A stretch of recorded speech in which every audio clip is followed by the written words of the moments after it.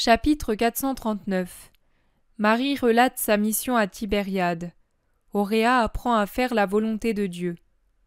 Le 20 mai 1946. À son retour chez elle, la Vierge est épuisée, mais très heureuse. Elle se met aussitôt à la recherche de son Jésus, qui, à l'ultime lueur du jour qui meurt, travaille encore à la porte du four qu'il est en train de remettre en place. C'est Simon qui lui a ouvert, et après l'avoir salué, il se retire prudemment dans l'atelier. Je ne vois pas Thomas. Peut-être est-il sorti. Jésus pose ses outils dès qu'il voit sa mère, et s'approche d'elle tout en essuyant ses mains graisseuses. Il était en train de huiler des gonds et des verrous à son tablier de travail. Leur sourire réciproque semble éclairer le jardin où descend la lune. « Paix à toi, maman. Paix à toi, mon fils. Comme tu es fatigué, tu ne t'es pas reposé. Je suis restée de l'aube au crépuscule chez Joseph, mais sans ces grandes chaleurs, je serais repartie aussitôt pour t'annoncer qu'Auréa est à toi. » Ah oui? Jésus semble même rajeunir sous l'effet de la surprise et du bonheur. On dirait un visage d'à peine plus de 20 ans, et dans sa joie, perdant la gravité dont son expression et ses actes sont généralement empreints, il en vient à ressembler encore plus à sa mère, qui est toujours si sereinement juvénile par ses gestes et son allure. Oui, Jésus, et je l'ai obtenu sans aucune difficulté. La dame a immédiatement accepté. Elle s'est émue en reconnaissant qu'elle-même et ses amis sont trop corrompus pour éduquer une enfant pour Dieu. C'était un aveu si humble, si sincère, si vrai. On ne trouve pas facilement des gens qui reconnaissent leurs défauts sans y être forcés. Oui, ce n'est pas facile. Beaucoup en Israël ne savent pas le faire. Ce sont de belles âmes ensevelies sous une croûte d'ordure. Mais quand l'ordure tombera... Cela arrivera-t-il, mon fils? J'en suis sûre. Elles tendent instinctivement au bien. Elles finiront par y adhérer. Que t'a-t-elle dit? Juste quelques mots. Nous nous sommes très vite entendus, mais il serait bon d'avoir tout de suite Auréa parmi nous. Je veux le lui dire personnellement, si tu acceptes, mon fils. Oui, maman, nous allons envoyer Simon. Et il appelle d'une voix forte Simon le Zélote qui arrive aussitôt. Simon, va chez Simon fils d'Alphée et dis que ma mère est de retour, puis reviens avec la fillette et Thomas qui est certainement là pour finir le petit travail que Salomé lui a demandé. Simon s'incline et part sur le champ. Raconte-moi, maman, ton voyage, ton entretien. Pauvre maman, comme tu es fatiguée à cause de moi. Oh non, Jésus, il n'y a pas de fatigue quand tu es heureux.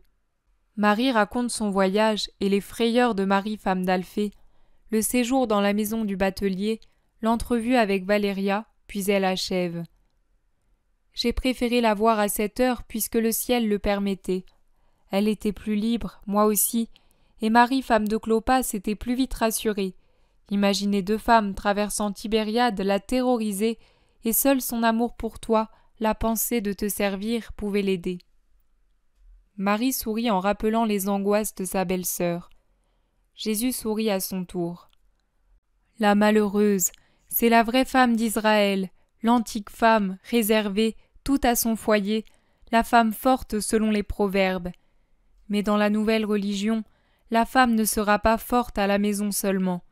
Beaucoup surpasseront Judith et Jaël, car elles seront héroïques en elles-mêmes, avec l'héroïsme de la mère des Maccabées. Et notre Marie sera du nombre, mais pour le moment, elle est encore ainsi. As-tu vu Jeanne? Marie ne sourit plus. Peut-être redoute-t-elle une question à propos de Judas. Elle s'empresse de répondre. Je n'ai pas voulu imposer de nouvelles angoisses à Marie. Nous nous sommes enfermés dans la maison jusqu'au milieu de l'après-midi pour nous reposer, après quoi nous sommes partis. J'ai pensé que nous la verrons bientôt sur le lac. Tu as bien fait. Tu m'as donné la preuve des sentiments des Romaines envers moi. Si Jeanne était intervenue, on aurait pu penser qu'elle cédait à son amie. Maintenant, nous allons attendre jusqu'au sabbat, et si Myrtha ne vient pas, nous irons nous-mêmes chez elle avec Auréa. Mon fils, je voudrais rester. Tu es très fatigué, je le vois. Non, ce n'est pas pour cette raison. Je pense que Judas pourrait venir ici. De même qu'il est bon qu'à Capharnaüm il y ait toujours quelqu'un pour l'attendre et l'accueillir en ami, il est bon qu'il y ait ici aussi quelqu'un pour l'accueillir avec amour. Merci, maman, toi seule comprends ce qui peut encore le sauver. Ils soupirent tous deux sur ce disciple qui les afflige. Simon et Thomas reviennent avec Auréa, qui court vers Marie. Jésus la laisse avec sa mère pour aller à la maison avec les apôtres. « Tu as beaucoup prié, ma fille, et le bon Dieu t'a entendue, » commence Marie. Mais la fillette l'interrompt par un cri de joie. « Je reste avec toi !» Et elle lui jette les bras autour du cou en lui donnant un baiser.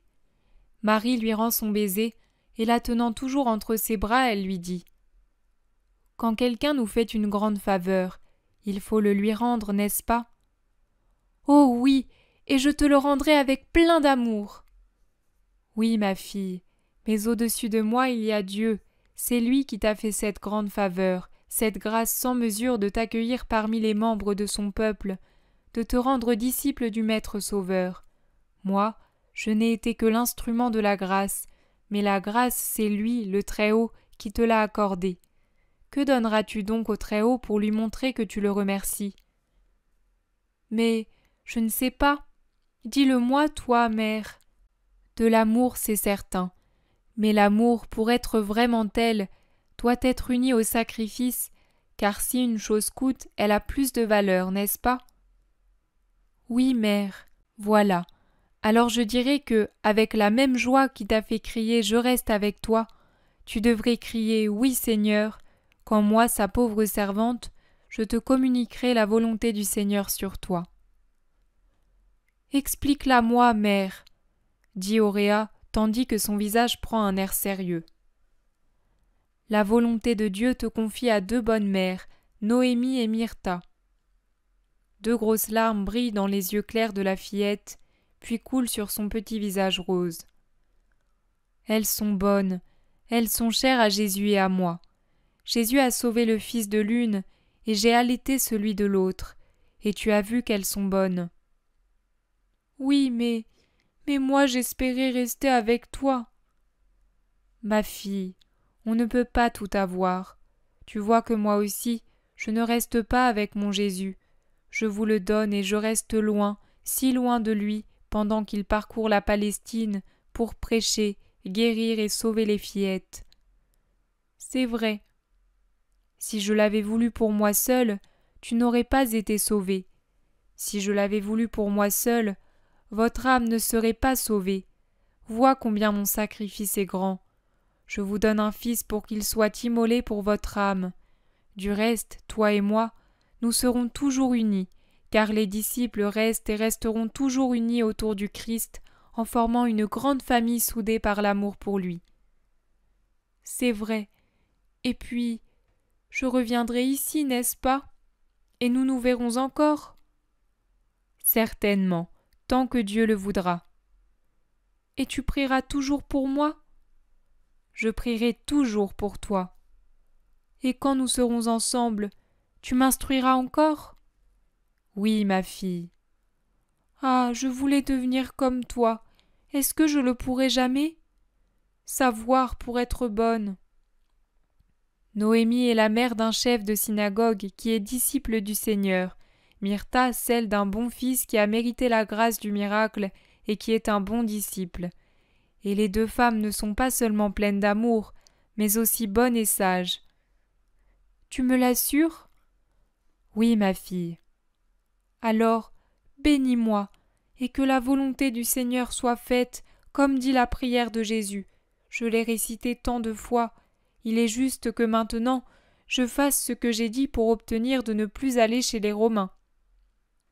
Tu es une bonne enfant, et Dieu t'aidera de plus en plus.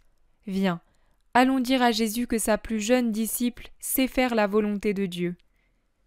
Et la tenant par la main, Marie rentre avec Auréa dans la maison.